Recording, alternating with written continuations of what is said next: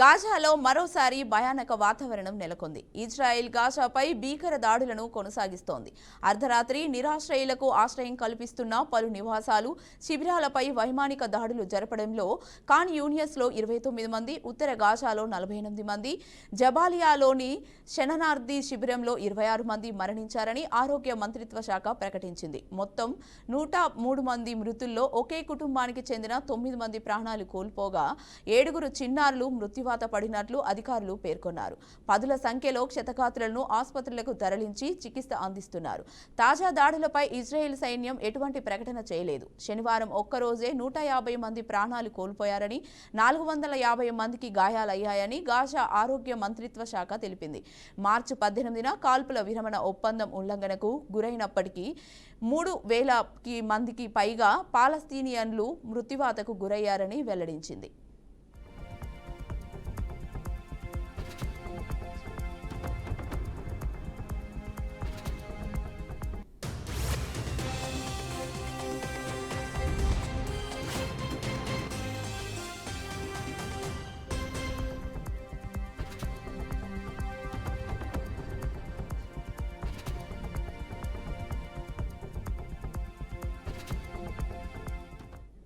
Israel ప్రధాని Benjamin ఇటీవల కీలక ప్రకటన చేశారు. కాల్పుల విరమణ ఒప్పందం కొనసాగింపునకు హమాస్ అంగీకరించని కారణంగానే దాడులను తీవ్రం చేసినట్లు తెలిపారు.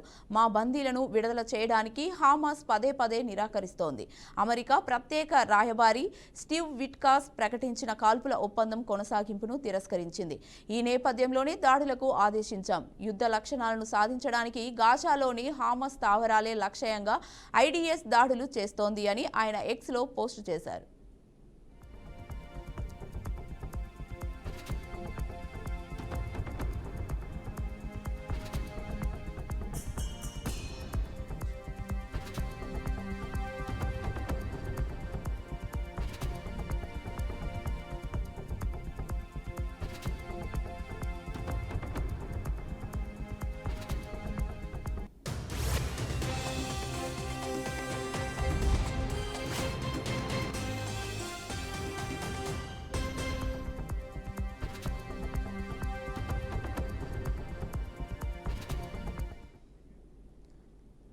ఇజ్రాయెల్ దళాలు గాజాలోని పలు ప్రాంతాలపై శనివారం అర్ధరాత్రి భీకర వైమానిక దాడులకు పాల్పడ్డారు.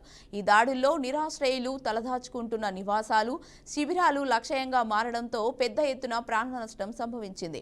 మొత్తం 66 మంది పాలస్తీనియన్లు మరణించినట్లు గాజా ఆరోగ్య మంత్రిత్వ శాఖ వెల్లడించింది.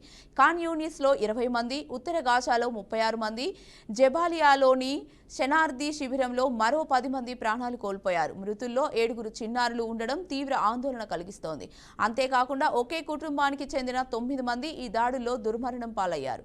పదుల సంఖ్యలో ప్రజలు గాయపడగా వారిని సమీపంలోని ఆసుపత్రులకు తరలించి చికిత్స అందిస్తున్నారు. ఈ తాజా దాడులపై ఇజ్రాయెల్ సైన్యం ఇప్పటివరకు ఎలాంటి ప్రకటన చేయలేదు.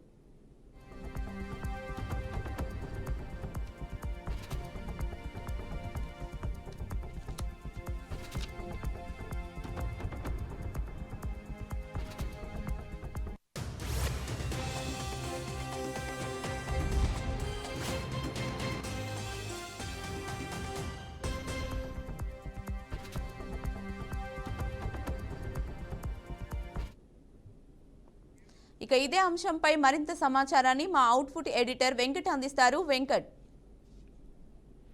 గాజాపై ఇజ్రాయెల్ వైమానిక దాడులు కొనసాగుతూ ఉన్నాయి. ఇప్పుడు ఒక్క రోజు కాదు, 2 కాదు, కంటిన్యూస్ గా ఆల్మోస్ట్ గత 10-15 రోజులుగా ఈ వైమానిక దాడులు కొనసాగుతున్నాయి. ఈ దుర్ఘటనలో, ఈ దాడుల్లో దాదాపు నిన్న ఒక్కరోజు, శనివారం ఒక్కరోజు 150 మంది దాకా చనిపోయారు. 450 మందికి పైగా గాయాలు కూడా అయ్యాయి. ఎవరైతే నిరాశ్రయులకు ఆవాసం గాజా స్ట్రిప్ లో నిరాశ్రయులకు ఎవరైతే ఆవాసం కల్పిస్తున్నారో ఆ నివాసాలపైన, ఆ శిబిరాలపైన ఇజ్రాయెల్ డిఫెన్స్ ఫోర్స్ సంబంధించినటువంటి అటాక్స్ మొత్తం కూడా జరుగుతూ ఉన్నాయి. ఇందులో ఖాన్ యూనిస్ నగరంలో ఆల్మోస్ట్ 29 మంది చనిపోయారు. నార్త్ గాజాలో 48 మంది దాకా చనిపోయారు. జబాలియాలోని రెఫ్యూజీ క్యాంప్ ఏదైతే ఉందో అక్కడ 26 మంది చనిపోయారు. అంటే కంటిన్యూస్ గా ఇజ్రాయెల్ రక్షణ బలగాల నుంచి వైమానిక దాడుల మిసైల్స్ కానీ ఇవన్నీ కూడా పేలుతూ ఉన్నటువంటి పరిస్థితి కనిపిస్తుంది కంటిన్యూస్ గా. దీనిపై ఇజ్రాయెల్ ప్రధాని నెతన్యాహు కూడా చాలా కీలకమైన ప్రకటన చేశారు. కేవలం కాల్పుల విరమణ ఒప్పందానికి అంగీకరించినందుకే, హమాస్ అనే రెబల్స్ అంగీకరించినందుకే కంటిన్యూస్ గా దాడులు కొనసాగుతున్నాయని, దాడులు కూడా చేస్తామని కూడా నెతన్యాహు చాలా స్పష్టమైనటువంటి ప్రకటన చేయడం జరిగింది. మార్చి 18 నుంచి కాల్పుల విరమణ ఒప్పందం ఉల్లంఘనకు హమాస్ పాల్పడ్డారు అనేది వాళ్ళ విధంగా ఇజ్రాయెల్ చెప్తున్నటువంటి మాట. సో హమాస్ అనే వాళ్ళు ఎవరైతే ఉన్నారో ఇజ్రాయెల్ కి వ్యతిరేకంగా చేస్తున్నటువంటి ఇజ్రాయెల్ చెందినటువంటి దేశీయుల్ని బందీలుగా చేసుకొని మానవహోమం సృష్టించడానికి ప్రయత్నిస్తున్నారని, ఇజ్రాయెల్ పై ఆధిపత్యం కొనసాగించాలని, లేదంటేనేమో ఒక తీవ్రవాద సంస్థలాగా మారిపోయి ఇజ్రాయెల్ ప్రజల్ని ఇబ్బంది పెడుతున్నారు, ఇజ్రాయెల్ చెందిన వ్యక్తుల్ని బందీలుగా ఉంచుకొని అడ్డగోలుగా ప్రవర్తిస్తున్నారనే ఒకే ఒక రీజన్ మీద దాన్ని బలంగా ఇజ్రాయెల్ చెప్తూ ఉంది, ఇజ్రాయెల్ ప్రభుత్వం చెప్తూ ఉంది. మార్చి 18 నుంచి ఇప్పటి వరకు కాల్పుల విరమణ ఒప్పందాన్ని ఉల్లంఘించిందని, హమాస్ ఉల్లంఘించిందని, అప్పటి నుంచి ఇప్పటి వరకు దాదాపు 3,000 మందికి పైగా పాలస్తీన్లు మృతి చెందారు. మనకి తెలుసు పాలస్తీన్లో ఉన్నటువంటి ప్రముఖ నగరాల్లో గాజా ఒకటి. ఈ గాజా స్ట్రిప్ ఇజ్రాయెల్ కి వ్యతిరేకంగా హమాస్ అనే ఒక ఉగ్రవాద రెబల్స్ అనే వాళ్ళు అక్కడ అంతా విస్తరించాం.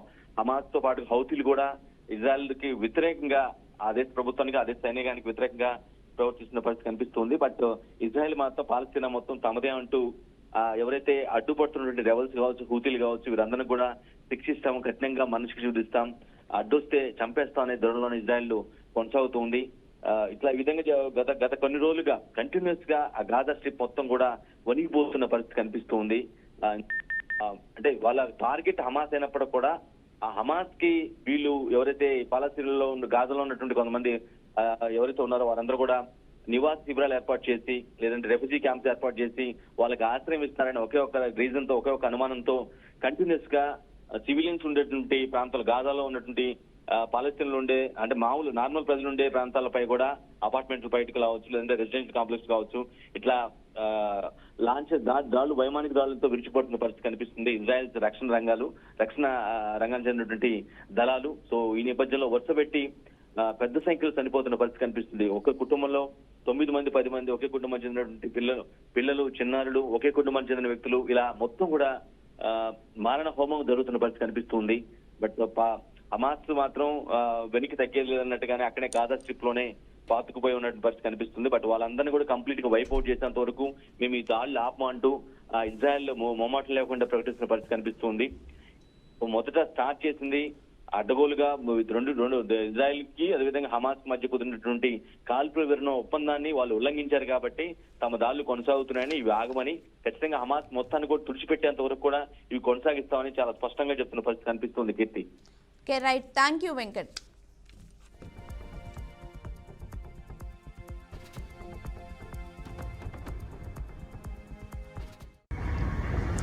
Let's just have a look at what kind of aid they're so concerned about getting into the wrong hands.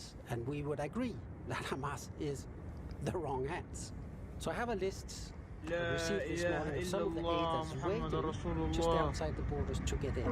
It includes educational supplies, children's bags, shoes, sized 3 to 4 years old and up to 10 years old, stationery and toys, rice, wheat flour, canned beans, eggs, pasta, various sweets, tents, water tanks, cold storage boxes, breastfeeding kits, breast milk substitutes, energy facilities.